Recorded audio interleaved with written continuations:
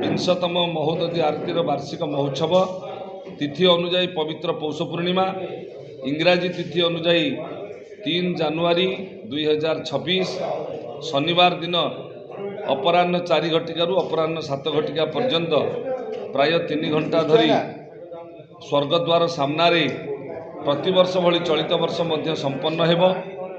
एही परिप्रेक्षी रे चलित वर्ष जेहेतु विंशतम वार्षिक महोत्सव आमे ए कार्यक्रम को महा महोत्सव रूप देवाक जाउछु।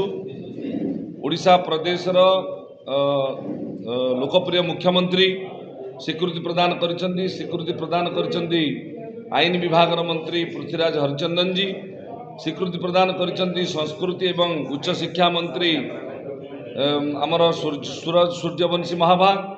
ता सहित स्थानीय सांसद स्थानीय विधायक एवं ओडिशा प्रांत बाहर प्राय पश्चिमबंग छत्तीसगढ़ झारखंड बिहार मध्य प्रदेश इत्यादि प्रांतर मध्य गोवर्धन पीठर पीठ परिषद अंतर्गत आदित्य वाहिनी आनंद वाहिनी कार्यकर्ता माने एई राष्ट्रीय स्तर कार्यक्रम में सामिल हेबे। पीठ परिषदर समस्त वरिष्ठ कर्मकर्ता ओडिशा प्रांतर से माने मध्य सामिल हेबे। आदित्य वाहिनी पूरा प्रदेश कार्यकारिणी मध्य उपस्थित रहिबो। ता सहित वरिष्ठ संत भाव पूज्यपाद परमहंस प्रज्ञानंद गिरिजी महाराज प्रतिवर्ष भली चलित वर्ष उपस्थित रहिबे। आमे समस्त जानिचे सेही दिन पवित्र पुष्याभिषेक पौष पूर्णिमा। तेणु पूज्य गजपति महाराज आम समस्तंगर प्रिय प्रियतम राजा से मध्य उपस्थित रहिबा पई सदय स्वीकृति प्रदान करिसेंती। ता सहित स्वामी सच्चिदानंद सरस्वती बाबाजी असीमानंद दास जी बाबाजी विद्याभूषण गौर श्यामानंद दास जी स्वामी ब्रह्मानंद सरस्वती जी ब्रह्मचारी सत्य चैतन्य ब्रह्मचारी सत्यानंद जी अनेक अनेक संत महंत मठाधीश एवं पुरीर वरिष्ठ संत महंत मठाधीश माने ता सहित छत्तीसा निजोगर प्रतिवर्ष भली छत्तीसा निजोगर नायक पाटजोशी महापात्र तांको सहित विभिन्न निजोगर मुखिया माने से माने मध्य प्रतिवर्ष उपस्थित रहंती। चलित वर्ष उपस्थित रहिबे एवं मुक्ति मंडपर श्रोत्रिय ब्राह्मण माने से माने मध्य स्वीकृति प्रदान करिसेंती उपस्थित रहिबे प्रतिवर्ष भली।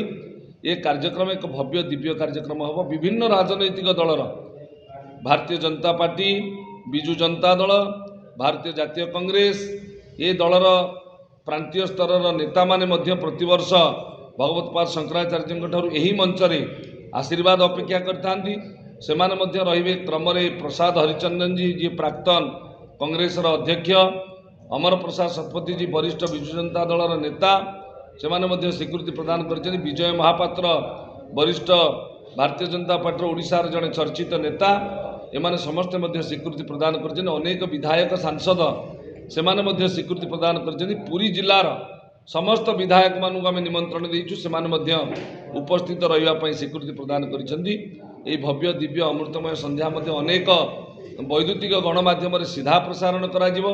जय जगन्नाथ टीवी ठारू आरंभ करी कथबार्ता चली प्रतिवर्ष दिल्ली दूरदर्शन जरिया मध्य ताकू लोकार्पण करा जाए एवं सीधा प्रसारण करा जाए। ता सहित अनेक सामाजिक गणमाध्यम वेब चैनल से माने मध्य निजे निजस्व भाव रे A1 टीवी सुदर्शन चैनल से माने साधना टीवी से माने मध्य कहिसेंती सीधा प्रसारण रे निजको सहयोगी करिवा पई ए भव्य दिव्य कार्यक्रम रे पूरी सहरर समस्त गणमाध्यम प्रतिनिधि को स्वागत एवं अभिनंदन जनाऊछि। जय जगन्नाथ जय जगतगुरु।